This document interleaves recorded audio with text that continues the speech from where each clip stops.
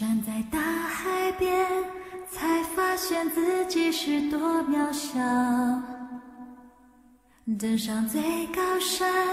才发现天有多高。浩瀚的宇宙中，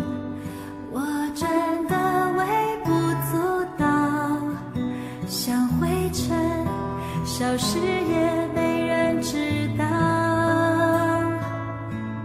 夜空的星星仿佛在对着我微微笑，轻声告诉我，一切它都看见了。我所有挣扎，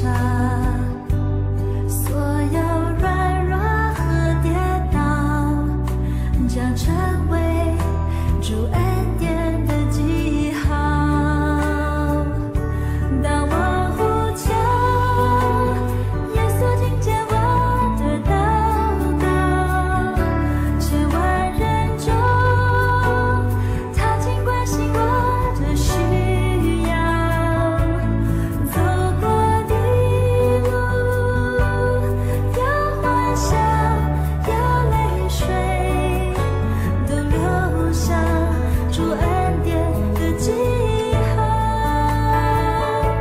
在风雨中，耶稣将我紧紧拥抱，我深知道他是我永远的依靠。走过的路，有欢笑，有泪水，将成为主恩典的记号。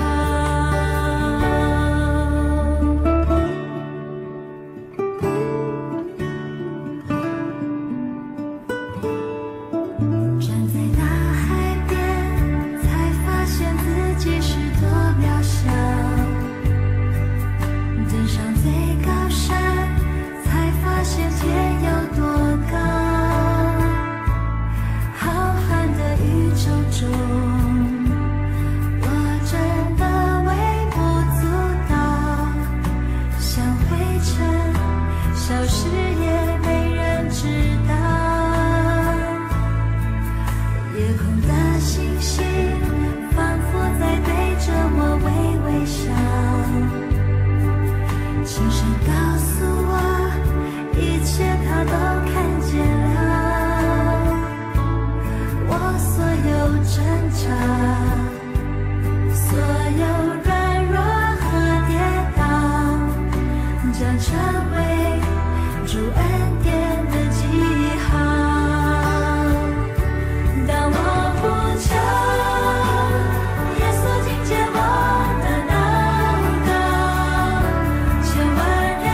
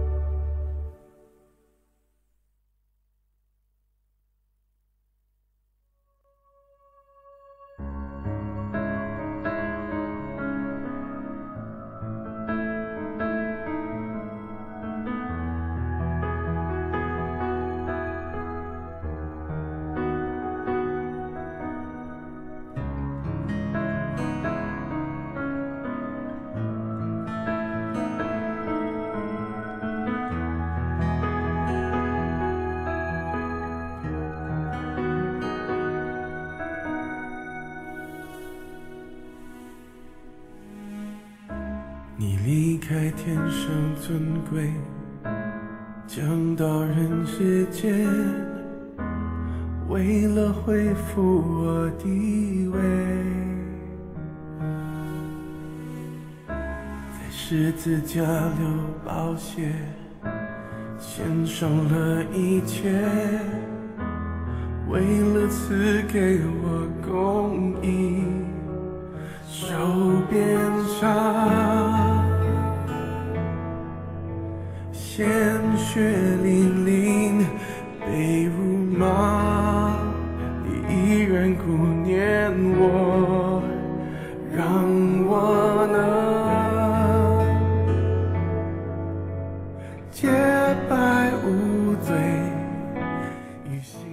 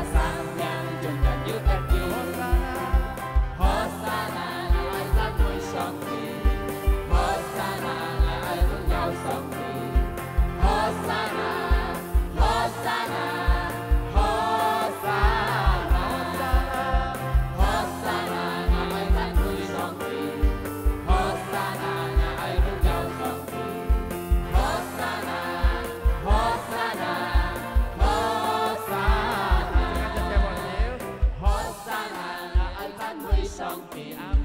何沙那，愛愛榮耀上帝。何沙那，何沙那，何沙那，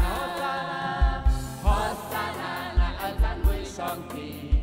何沙那，愛愛榮耀上帝。何沙那，何沙那，何沙那，何沙那，愛讚美上帝。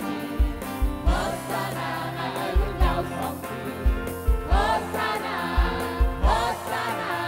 何沙那，何沙那，何沙那，何沙那，哈利路亞。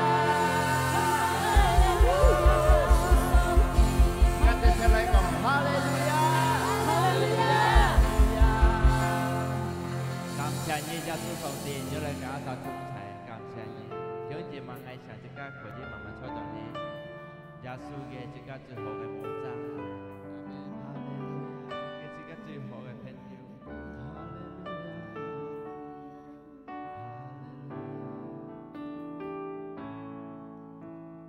耶穌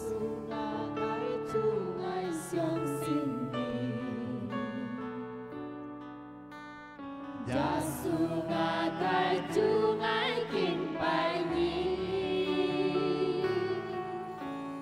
耶穌啊，愛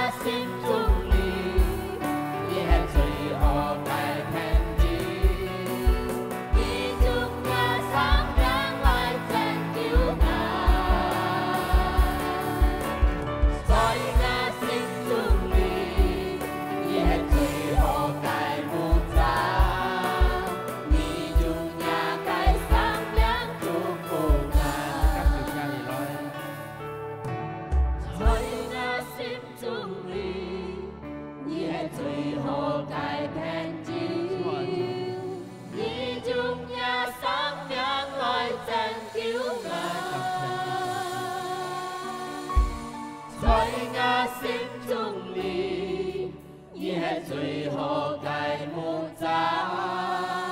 你用呀该上梁祝福啊，在我心中里，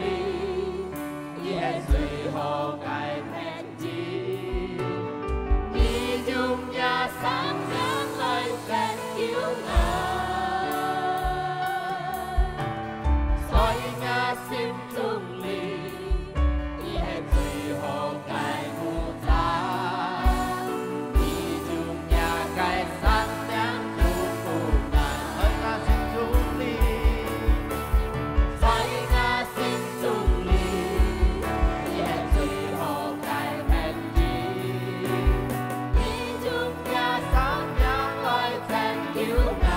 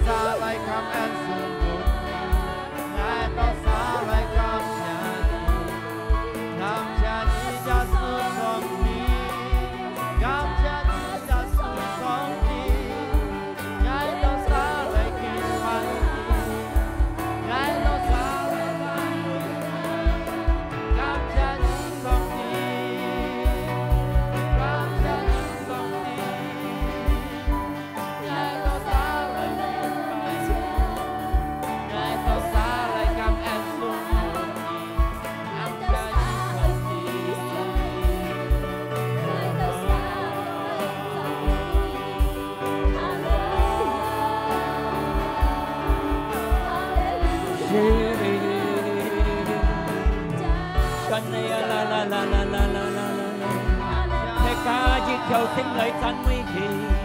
thề ca giết theo sinh lời lũ giàu Giêsu không đi ăn hồ, cam chia tu Giêsu, ya cây sáng miếng chúc phúc thích ca teo xa, Hallelujah, tu Giêsu ăn xia thích ca lời chân nguy kỳ, thích ca lời lũ giàu tu Giêsu. Thế ca giết theo sinh lấy kín bài kỳ Chúa Giêsu ăn sáng xin ca Hallelujah Giêsu cái anh tiên ăn thai Cảm chia nhị Chúa Giêsu Giêsu sống tình Ngài theo lấy lung giàu nhị Ngài theo lấy chân nguy nhị Ngài theo giết theo sinh lấy kín bài nhị Hora baraya nama sanaya labu Cam chia nhi tu Giêsu Cam chia Giêsu song ti Cam chia nhà cây lít tia Cam chia nhà cây en tia Cam chia nhi quy phu ngày tao xa cây xì Cam chia nhà cây cháu cụ Cam chia nhà cây bầu diệu Hallelujah Giêsu song ti Hinamaraya nama sanaya labu Shiraya namaraya labu Hallelujah Cao mát ngày tàu xa Xin lên cao mát ngày tàu xa Hata coi ngày tàu xa cây xì Hallelujah Hallelujah Cam chia la ba ra ya la ba sa na ya la bu Ngài tôi sa相信的是Ngài tôi全心的小心嚟讚美嚟敬拜你Ngài tôi熱天得到一個福氣Ngài tôi熱天得到一個力量Ngài tôi熱天得到上帝嘅能嘅信仰本Ngài tôi sa sen phát出感謝一個恩典感謝一個福氣感謝一個生命意思你福不都係為了Ngài tôi sa得救感謝你是靈經當照你當Ngài tôi sa lìa bùi sở要當Ngài tôi sa có sa buộc khá thành địa chỉ với Ngài你嚟祝福你嚟cầu mắt Ngài tôi luôn dùng thằng一個反應是當Ngài tôi sa thằng一個反應Ngài tôi得到一個福氣cầu mắt những nhà phụ nhân chọn一個法經當照cảm謝一個恩典感謝一個能力thời giá tu cái tu cái miệng Ngài tôi cảm ơn Ngài tôi祷告xin cả sẽ lại càng Amen 上帝祝福係大家保守本主耶穌大家 say hallelujah好bạn yêu sau chia sẻ còn cặp nhạc đi còn bài hơi tí song tí ăn xẹt xịt ca hallelujah dạ chẳng sao không thì gì mấy thầy bình an thầy ca yêu khoai lắm mà ngay xong xin thầy ca tết đó song tí cái phụ hí tết đó cái khoai lắm tết đó cái bình an amen tết đó song tí cái thiện sim hay cái sim chung đi á nhưng vì cái tí cái thầy yêu sĩ yêu bận nhân chút đeo thôi cô lia cái chọn nhầm phiang thế ca nhìn anh tôi nhìn nhà du hạ tỏ anh tôi nhìn nhà du bọt giang anh tôi nhìn du xéo du giang du chun nhá du tao nhìn chun tao nhà nhang bận nhăn nhà mô song sinh thông nhà dư ya du tao cầm chút thì nhị tao nhìn du tao ya cầm chân nhìn liệt xéo tôi hay lung chúng thế ca nhìn lười tôi hi bỏi但係我講兄弟姊妹啲，切家要上帝要耶穌基督保佑切家，阿撒切家就人啲政府嘅規矩嚟啲，嚟行嘅包人面嚟嚇，細輕細小，切家咩？我相信上帝要照顧切家，呀，就係一創次會切家包人面嚟唔好嘅面呀，我相信切家得到上帝嘅福氣呀。我想下啲嘅本切家對付各樣問題，我相信係切家嚟嚟定嘅，我相信上帝會要切家力量嚇。想下切家啲越用生死猛拖動，要越用譴責2-3千人嚟，但係講切家請依靠上帝嚟講，我相信切家耐要用嘅耐心嚟行過呢一個問題，要為切家啲要上帝嘅叫恩呀，要上帝能嚟笑嚟叫切家呀，其實嚟曬相信上帝能叫切家，阿門，阿利路亞。雖然一個問題掹嚟，切家唔好投降，一個問題要譴責2-3嚟，唔好退步，唔好投降，相信上帝能嘅笑，一奇妙嘅笑，能夠拔出本切家，能夠多浪切家，能夠本切家力量，能夠開路本切家去得勝嘅路，相信曬講阿門，哈利路亞。因為切家，但係那切家阿拉散切家要上帝，切家嘅救主就係從上帝嘅嚟嘅，阿門。切家嘅救主，切家嘅救恩，切家嘅能力，唔係從社會嚟嘅，唔係從切家嘅力量嚟嘅，唔係從切家嘅聰明智慧嚟嘅，但係單向都係從耶穌基督嘅嚟嘅，阿門。因為切家嘅主耶穌就係天能嘅主，阿門。切家看呢個透過係咪咧詩篇記呢題會呢望啊，如果也係見過啊，詩篇記第3啊。Mazmur 3 dịch cả nhí khi nhong nhân còn nói si biên kỳ đĩa cái đầu đó tôi hay trèo lúa ta mới trèo lúa cái cho chạm bong à dân bị kia lại cả dịch thải con nhìn lấy sòng ở lấy bí hiệp kia ở sạch kia ở trường kia cái bong bụi ya ki ở trường kia cái bong bụi ki saya kia man còn à ya Tuhan betapa banyaknya lawanku song tiga an thải khun nga cái thích nhìn gì còn á banyak orang yang bangkit menyerang aku antongnya hong loi tuifu ngay kìang lấy pet ngay lấy sake kìang ya thầy bữa cái cho chặt bong cái xây cho đây cái trọng chuyện cô này á thì còn á thì xăm chết thì chọn hay còn banyak orang berkata tentang aku antongnya còn ngay kìang ngay xong thì kamu ya nhìn Anton nhìn còn ha giờนี่แบบcònสิกาแล้วhaอันเกียงสีแล้วนี่อันขู่เอาคนนี้ya Anton nhìn cònไม่ได้กี่สิกาคนหันเจ็บให้เดี๋ยวไทยบุยยาให้ Anton nhìn cònกี่ baginya tidak ada pertolongan dari Allah. Anh tôi nhìn còn cái song ti mau kêu kia leo, song ti mau kêu kia mau con cu kia leo.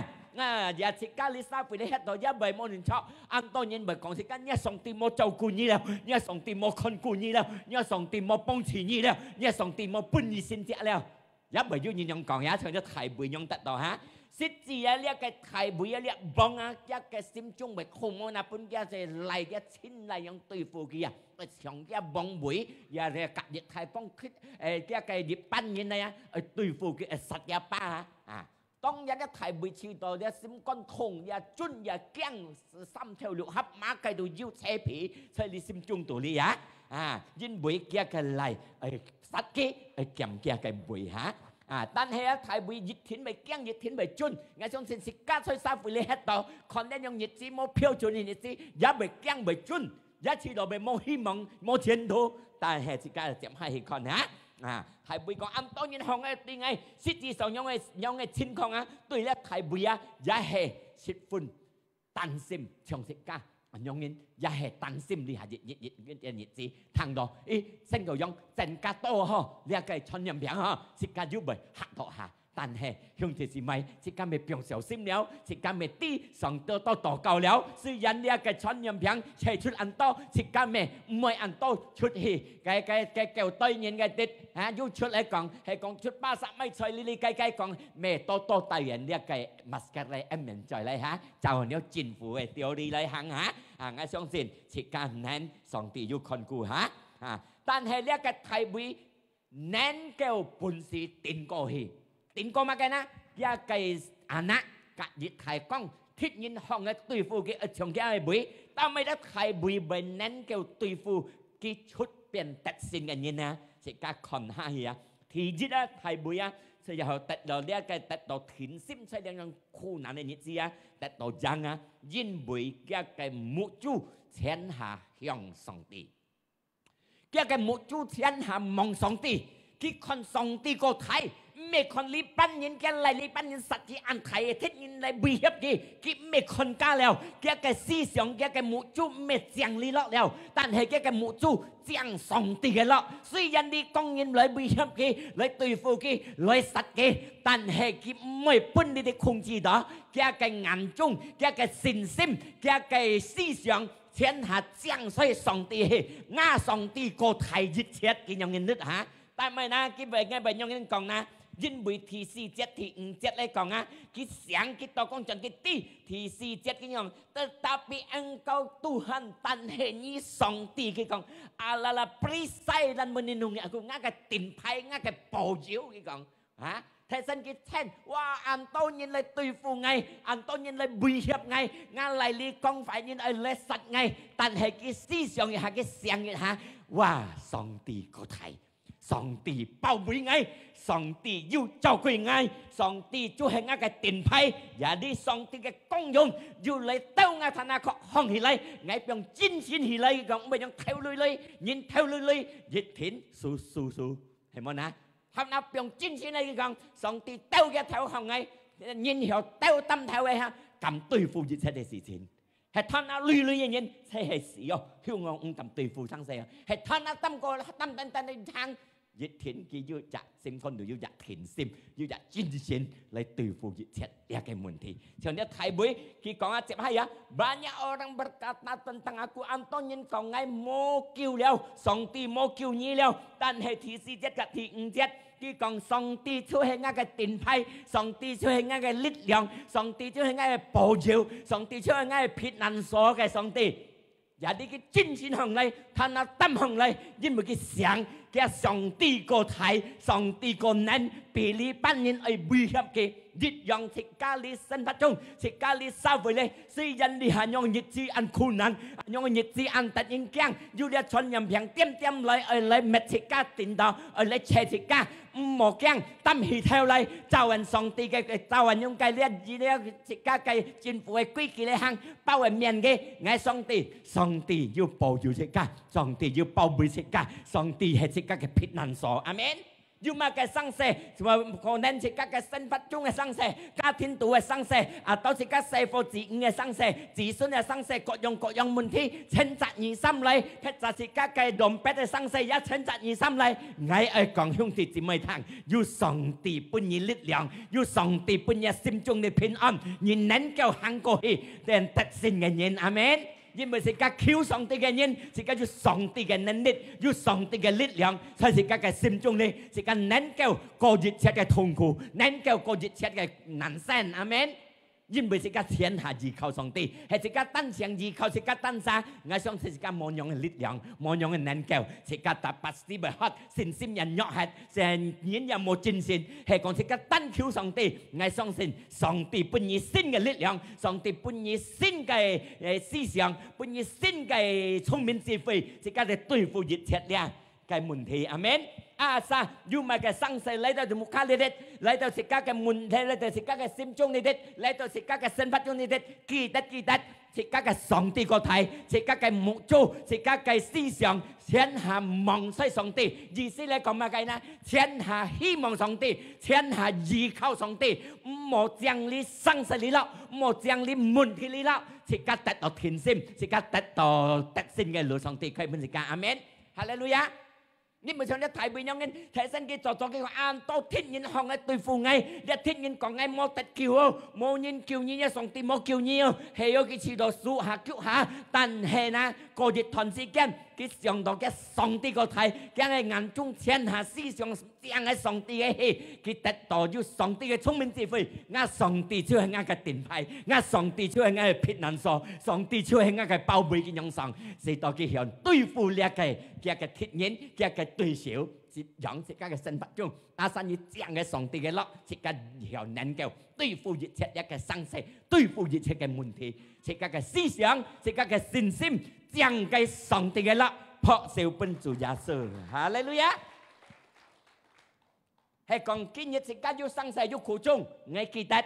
係將嘅上帝嘅落，咩將一嘅生死嘅落，咩將一嘅苦衷嘅落，阿們，哈利路亞。因為嘅問題唔好天下將嘅咯，自家嘅思想唔好計浪費hết，自家嘅思想你思想上帝好樣，阿們，哈利路亞。是到時你看啲台背，佢人能夠讓人佢講話，我上帝就我撇難咗，上帝見佢禱告，上帝本答應佢講。佢講第五節講，是話我要能夠寫上帝，能夠禱告嘅上帝，上帝答應佢一樣兄弟姊妹。阿姊阿哥，在บุคคล也好，在阿里會所也好，有乜嘅問題，寫上帝，咩寫我生死安痛苦，我問題安痛苦，你平安得應驚哦，只要睇到咩寫咧，即刻寫上帝，主耶穌，我相信你能嘅主，上帝能嘅主，上帝我嘅平安所，上帝我嘅救主，上帝我嘅救恩，哈利路亞，寫咧即刻計罪，讓個你嘅千咧唔好嘅，托榮耀上帝。上帝能嘅主，哈利路亞！自家嘅罪先要了解咧，嚇！自家看到咧，你咪當咪啦？你嘅按當然講，我死了咯，但係上帝冇答我，我求了主咯，但係上帝冇答我。一個問題係要問題之時，你嘅心中，你嘅眼中，你望下咪啦。在你寫，特別思想唔係淨係上帝嘅啦。在你當，在你寫，特別你心感到你一個眼中很大聲，哦，你生死眼中寫上帝哦，你啲那邊嘅，你思想將嘅問題生死嘅痛苦啦，變超嘅天下一條心，在你寫，心裏將超嘅氣，若是你將超上帝嘅氣，我相信上帝能做善者本切家，哈利路亞，阿們。อย่าได้กินต่อสิกายยุ่มุนตียุ่มาแกสังเสกีตัดมองกีตัดใส่สองตีมองกีตัดสี่สองเจียงไอ้สองตีมองอันโตเจียงลิมุนตีแล้วมองอันโตเจียงไอ้เพียงทงแล้วเชียนหาเจียงไอ้สองตี嘅อาเมนที่กายงานจงเชียนหา向上帝嘅แล้วอาเมน上帝ที่กินแน่นกินอยู่แน่นเกี่ยว打開สิกายมุนตี嘅สังเสอาเมนกินแน่นเกี่ยว做一切嘅善者本是價值阿薩是個熱條心，你係讚美嘅，你係求嘅，你係寫嘅，佢能夠答應本世界。哈利路亞！嚟曬相信其他少本上帝看，啊，什麼相信嘅？上帝特不是得到上帝嘅福氣，要你用信心呀。第二咧講人班嘅時間得到信心，又過呢難過苦中嘅日子啦。第二啦，我哋就信心相信嘅信心啊，上帝能救世界。係講世界要用能相信信心，能上帝能救世界。世界是係熱切隆重乜嘅高超本機吧？唔係溜世界心肝獨立吧？唔係先下高呼本上帝呀？咩講先下高本上帝？世界超唔是做乜咩？意思咧講世界嘅痛苦、世界嘅問題，上帝幫助世界，世界高超本上帝，唔好用世界單單嘅力量去對付意思，阿們？唔好用家己聰明智慧嚟去對付，唔好用世界力量嚟去對付，先下用上帝嘅聰明智慧嚟去對付，用上帝嚟力量嚟去對付，因為世界單單嘅力量冇能夠對付，阿們？一個大會呢一幫嘅相信上帝能夠幫自己然後佢講乜嘅？那所以你第三節啦，你詩篇嘅第三節啦。Tetapi engkau Tuhan adalah perisai 佢講上帝就係一個避難，上帝就係一個頂牌，上帝就係一個保障。makanya佢能夠寫嚟講，佢頭腦擔行嚟，佢相信上帝就係一個最能嘅主，佢相信上帝就係能夠幫自己。雖然按到天然嚟威脅嘅一個內行啊，錯嘅一個會，長嘅一個會，佢相信要透過上帝嘅保佑，佢得到安全，唔係變渺失hết。阿們，哈利路亞！因為佢啲上帝嘅事節佢寫上帝上帝又能夠答應佢，因為佢條心去求上帝。也自家上下自家安陣時，上下自家講信，特別自家唔敢全信求上帝。邊三邊樣嘢係冇啊？我按係樣嘢講信咯，信特別佢冇全信求樣嘢邊三都要係講按多盡多自家冇全信，我相信向自己每日啲嘅盡多人班人生係咁冇全信係要呀呢一個大會佢自家唔係係人，佢寫了上帝嘅啲上帝嘅保佑，第6節佢能夠垂目呢一個上下講道間安陣時，哇！嘅嚟威脅佢，亦提供天然嚟對付佢，戰爭長嘅一個會，但係佢低了上帝嘅一個救主，上帝嘅一個保佑，佢有誰拯救？你按到人有問題，不講你嘅尊講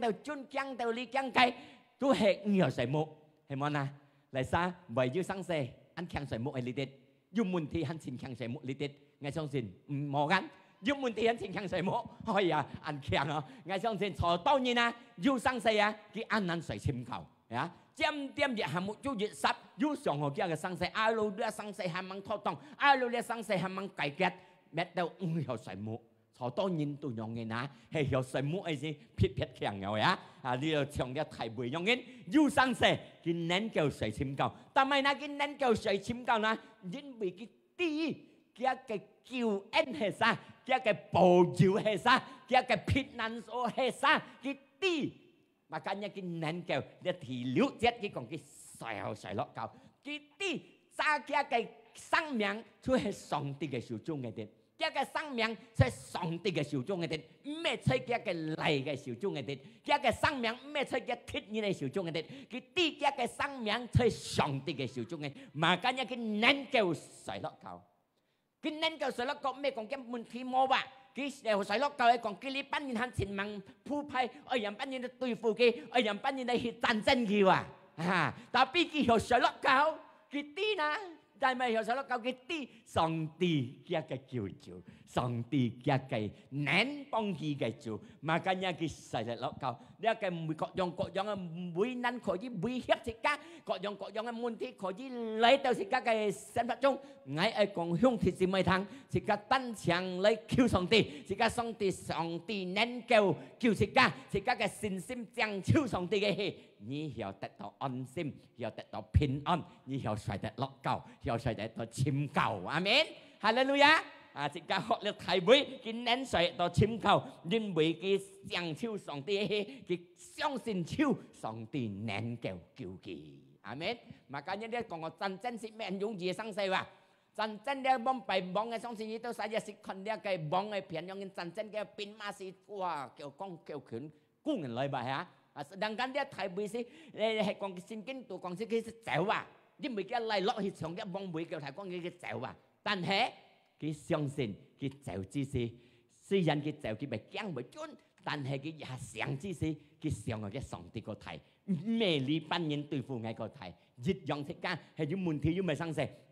上嚟呢自家嘅上帝睇過自家嘅生死，睇過自家嘅問題，睇過自家嘅痛苦，自家就能得到安心嚟到呢啲，阿門，哈利路亞，เพราะสิ่งเป็นตัวอย่างสุด呀，就係呢個alasan自家能。Biang thiền sim con này đến, nhưng bởi sự cả tí đất sự cả cái chủ nên cái chủ sự cả hiểu tận đó ân sim chẳng tận hiểu đó bình an, mỗi sự cả tận đó bình an, hả? Ngay xong sự lý định nhân tông chung à, giảm mệt sự cả kiêng mệt sự cả sâu mệt sự cả chôn, nhưng bởi sự cả sang hạ sự cả kỳ tết sự cả cái sòng tì cô thái, amen, hallelujah. Ngay à pin bảy kiêng mà na, lia cái chôn nhầm piang á, tông nhân sở hữu nhìn lưỡi bảy kiêng,但係ngay dịch sáng ngay còn,唔是kiêng gì,係tiền đó, song ti ở tại ngay chọn mấy sang sang ngay sự kiêng theo đó, amen, hallelujah. Hay còn ngay sự kiêng mang theo, bắt đó tiền đó, tú hềm mang chọn, amen, hallelujah. Song ti cái pha con à, hay song ti hấp gì à, mấy cái thùng gì à, dịch theo thon nam mô cái đồ mô tiệt à, amen. Hallelujah. Berarti sikap ke sang miang chung thiên hạ chơi song ti cái cha đó. Amen. Hallelujah. Thì sam lại còn nhằm ban sikap hiểu tật đó thiền sim na, hiểu tật đó bình an na, chơi lia khu nạn cái nhật gì á. Sikap ở xí song ở lại 9 mét cả song ti. Ta mới講係 9 mét cả song ti na,因為cả song ti 9 mét只是sikap tật đó新嘅力量。自家得到新嘅聰明智慧，自家要10 mét cả上帝表現自家自己安全，自家自己安全音咩講？冇可能上帝冇照顧你啊！嗰是本橋呐，阿門，哈利路亞！自家音問上帝，點點要上帝，先講你上帝冇可能自家咪得到危險啊！阿門，因為上帝照顧自家。你睇聖經講詩篇記62題2題3樣講，單強困前上帝嘅得到安心，得到平安。得到天心，因為救恩從上帝嘅來，佢就係自家嘅磐石，自家嘅救主，自家嘅生寶，自家唔係交通。來困前上帝嘅人，生死可以嚟面前，問題可以嚟到自家心目中，而唔係交通。但係呢，因為自家嘅救主，自家嘅救恩，就係耶穌滿嘅、強嘅、能嘅。阿門，哈利路亞。Makanya lihat Tuhan yang nyit kau nyit jika jet lay jet kun song ti jet lay jet nhâm song ti nhâm ban nhìn kun song ti nhâm ban nhìn jet nhâm song ti to chăn mấy cái đó bữa nay chiều chuẩn bị yêu sĩ cái này chăn mấy cái chuẩn bị yêu sĩ cái này思想cái phản應嚟隔幾嚟10 mét咯amen 熱家熱人當中了按橋了，我相信按多兄弟姊妹，佢對所做切合拍在按多聲唔撳嚟智慧嚟講我相信咪自家嘅時間，咪自家信心約限，咪自家嘅10 mét cả上帝咪撇開經半日我講兄弟姊妹聽，佢個10 mét cả上帝整家整錢整腰嚟10 mét，我相信上帝要保住自家，哈利路亞，阿門，哈利路亞。สิกาแต่ต่อพินอันแต่ต่อพินเชนสิกาช่วย10 métกับสองตีของแกแกพินอันกี่ยี่กินปุ่นเดียวสิกาแล้วอาเมนสิกาคนยิดทอนสินกินใส่ยอหันฟูยิม14ที27สองตีของงาแกพินอันปุ่นเดียวยี่แล้วและซา相信上帝嘅平安本了是假嘅你相信呢個反應講出是假的makanya sekian punsang dia ke sekian me an dung ye sekian an to mun thi sekian 但係上帝講佢嘅平安本了是假了dia ke Yohan an yang 講14 Yohan 14ที27yang 講damai sejahtera ku tinggalkan bagimu dia ke pinon ngai pion chun ha punyiแล้วdamai sejahtera ku berikan kepadamu dia ke pinon ngai punyi dan apa yang ku berikan tidak seperti yang diberikan dunia kepadamu dia song ti pun sika ke pinon na chong dia ke sa fui se ke pun sika ke amen Ya tanah ke kongsi kati si sel mau cunnya ke sim. Janganlah gelisah, janganlah gentar hatimu. Mau sel le, mau cunnya ke sim. Tamai na, jin boleh ke song ti pun ke pin on na,就係真實嘅平安。呀，所以就了嘅三回嘅看法嘅平安係咪呢？得到平安啊？咪主要應該講得到財務，吃多菜啊，要家差好好啊，咪平安咯嚇，冇病冇痛，咪得到平安啊？呢都三回嘅，三回熱切。pada umumnya cái bình an tu sẽ nhận nghìn, ya, bởi vì mà cái tranh tranh, các thiên tu bởi chau nào nào, bởi vì mà cái sĩ phơi, mình bình an nữa, để mình sao vậy hả?但係我講兄弟姊妹聽，上帝嘅平安未從呢外邊來嘅平安，呢三位嘅平安全係到外邊來嘅。ฮะเฮ็ดไข่บุแต่ต่อพินอันซ้ำถอยตัวโตลุยแต่ต่อพินอันแต่ต่อที่มาไกให้ไม่ห่อไก่ชาช่อห่อไก่ชาไม่พินอันสิ้นที่แขนข้องไม่พินอันเดี๋ยวเสียนหาสามงอยไปเลยไงแต่ให้สองตีปุ่นสิกะไก่พินอันตัวให้ชุ่มซิมจุ้งดีเลยไงโยนกิ้วไงสองตีปุ่นสิกะไก่พินอันปุ่นสิกะไก่ถิ่นซิมโมตัดกันตุงใบกันตุงต่องอยเปี้ยนไก่ชิ้นของbởi gần tung đồng ngoài bay cái chín không, ngoài bay pin chỉ cái tập pin ăn mẹ, song ti pun chỉ cái pin ăn, phần nhiều như ngoài bay cháo não, phần như ngoài bay pin fan, phần như ngoài bay yum mà cái sang xe, song ti pun cái pin ăn pun sim chung tụi li ta tập ai chiêu, amen, cái tụi song ti lấy cái pin ăn, nhưng bởi song ti pun chỉ cái pin ăn, tụi hay yun kiểu cái, ya, chung nuôi tụi li lấy cái, mẹ muốn bay cái lấy cái hả? Berarti song ti pun cái pin on mau tergantung bởi gantung đó ngoài bay cái sang xe. Phản ứng như ngoài bay pin kia cái pin on dịch thiện như sai cái sim chung. Tầm mày ngay bị tận đó. Cả hẳn ngay còn cái thằng như tầm bị tận đó á. Mẹ tergantung du lui mau lui. Du tao nhìn ngay tao lui. Chỉ đó du khai lọt du pin on du thiện sim. Bộ tin nhá kinh phu nhìn nhau nhiệt gì. Anh tôi lưu du nhìn đến thầy bộ tin đó đến nhau nghìn này chân nhầm phiền sama keng rồi bởi gì gắn một pin ăn gắn sợi mụn lọ cầu gắn anh sợi mụn anh tôi nhìn thì nói á ta mày lấy là anh tôi nhìn đi chỉ gắn nữa đó song ti cái pin ăn ngay nhau còn chút thấy người tôi lấy tết bún chỉ cắt chén hạt xin xin mình nhìn đặt chén hạt chặt song ti cái nhìn cho kêu chúa nhìn tết tàu kia cái pin ăn á như tôi xem mô tật tổ song tì cái nhân mô xin nhìn giá số cho nhà cứu chúa nhìn mô tật tổ nhân nội chung chút cái bình an ta mới nói nhân bởi song tì cái phá nhi còn bún xịt cá tì kia cái bình an cái bún xịt cá cái bún xịt cá cái bình an bún xịt cá cái thiện sim bún xịt cá cái đà máy trong xa phỉ lời cái tôi hay chung song tì cái lời cái nội tù lý lời cái lui tu lui lại bạn thì cái xin nhìn giá số sai cái cứu chủ sẽ càng ngăn tận nhau cái bình an nhưng mà chung đi tu lui lại cái tại mày ngay bài tận tao na như tên như nhung muốn ngay luôn xin chủ bà ngay ta bài tận đó đã ha ngay ăn xong xin chủ giá số ngay yêu tàu cao ngay yêu cứu chủ ngay hay sẽ ăn to nhân xin nhiều chủ nào ta bài tận đó dính bưởi đó cái muốn thì tôi hay nhung cái tập dính nhưng bưởi nha cái mụ chu nha cái suy想钱哈chẳng cái mùn thì lọ mà cả nhà như tận tổ song ti cái bình an thầy với nhau nghe hay cái mô trần xiong hiện hả cái ta chẳng cái lọ cái thích ăn thầy khuyến đấy tùy phu kiêu cái lấy sắt kia tay bên mau hay cái nổ xì xiong chen hạt chẳng cái lọ cái ta tập sợi miệng lọ cầu cái ta tập mô tại tập bình an但係cái xiang cái nó đó ấy ngã song ti có thầy có lia đi pan bên mau để sắt ngay thầy có đi pan như này tùy phu ngay cái cái chẳng tại tập bình an cái chẳng hiểu sợi lọ cáo chẳng hiểu tại tập bình xỉn amen makanya lihat ni kong ngai sin yo chuan kyu ngai ta bet tận đó để pin on sedangkan ni pin musi di tangko li kong sin yo chuan yin ta rap tận pin on tận yun kyu pin on cái mun pin ni tận đó chứ hè nhà cái suy想nhà cái sim chung nhà cái ngàn chung thiên hạ chẳng cái mun thì cái lão makanya ni tận đó amen jadi jika phi coi ở chẳng chiu cái song ti hi một chẳng nhà cái mun thì một chẳng nhà cái sang xe hi cái pin on yun kyu chứ nhà sim chung amen thì như này con như một thiên sinh song ti cái cứu chủ như dùng như các tân sang nên để处理nhá cái sang xe mấy thiên hà gì khâu song ti chúng mình gì phải gì khâu như các cái nên mà cái như tận tàu song ti chính trong cái bình an 根本也得到嘅真正嘅平安，天下講解啦，天下等望上帝，等嘅自家相信佢能救自家，繼續，很有熱界，但係別等到你摸到千米嘅，阿們，你離開上帝太遠了，makanya等到嘅平安，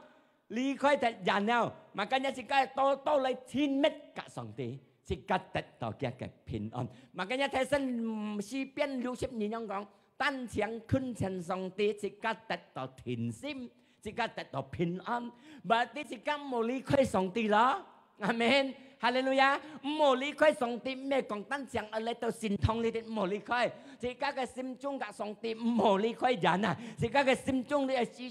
想係要上帝啊，阿們，係要讚美佢，係要思想佢，係要嚟榮耀佢啊。自家嘅身份中，係嚟榮耀上帝啊！阿們，哈利路亞！自家嚟親密嘅上帝，記得到咩講單強嚟到神堂裏哦，所以阿妹嘅會所，佢講使徒嗬，自家就係要親密嘅上帝，係要按照佢嘅心，我相信門徒可以嚟，生死可以嚟，各樣可以選擇而心嚟，自家嘅思想天下正嘅上帝係，相信佢千年嘅主，能夠叫自家嘅主嚟多多嘅親密，我包你得到嘅平安，得到嘅平安，哈利路亞！大家嚟企行嚟，呢個半夜特別會者，我請呢個教kiếm教cụ上嚟，哈利路亞！大家講哈利路亞，哈利路亞！我相信自家嘅主要看顧自家嘅主，佢唔係自家受難在啲世間呢啲，要麼嘅生死，要麼嘅問題，記得自家嘅眼中，自家嘅信心，天下就係將嘅主耶穌嘅啦，哈利路亞！嚟讚美佢。耶穌啊，該主愛相信你。對呀，主愛到天下相信你。耶穌啊，該主愛敬拜你。愛到天下愛敬拜你主。耶穌啊，該主愛真愛你。愛到天下真係愛你主。耶穌啊，該主愛讚美你。耶穌啊，該主愛相信你。耶穌啊，該主愛相信你，愛到相信你主耶穌，相信你能夠救愛到嘅主，相信你能夠幫愛到幫助愛到嘅主，相信你能夠幫愛到去實現嘅路。該主愛真愛你，所以愛到嚟讚美你。耶穌啊，該主愛讚美你。愛到曬嘅心中，你都係我嘅最好嘅朋友了。你係最好嘅朋友，你用你生命來拯救我，在我心中你係最好嘅牧者，你用你嘅生命祝福我。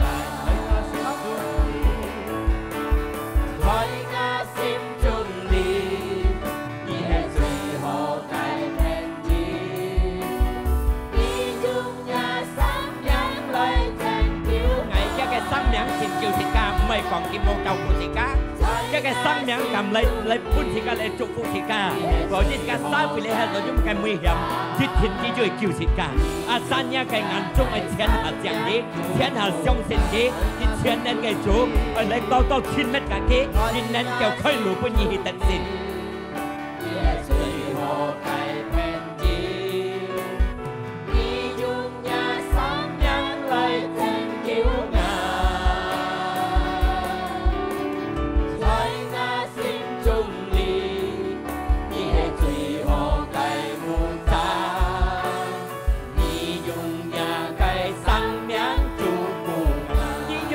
給生命祝福愛到山，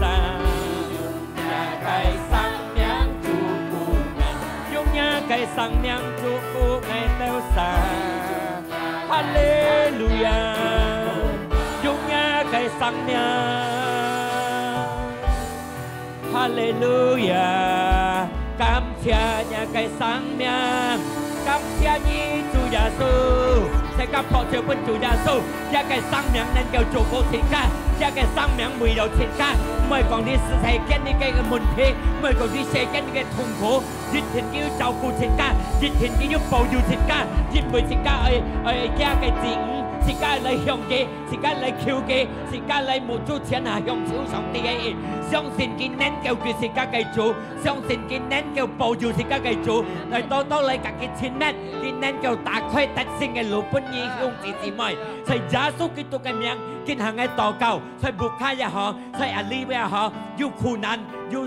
不實嘅生活中，有各樣問題嘅生活中，上帝開路本意，在耶穌基督嘅名。你來交託俾上帝，你相信上帝能夠救你，上帝能夠開路俾你，上帝能夠帶你去得勝嘅路，上帝能夠支持你，上帝能夠俾你健康，在耶穌基督嘅名，我禱告，學照本主耶穌。哈利路亞，哈利路亞。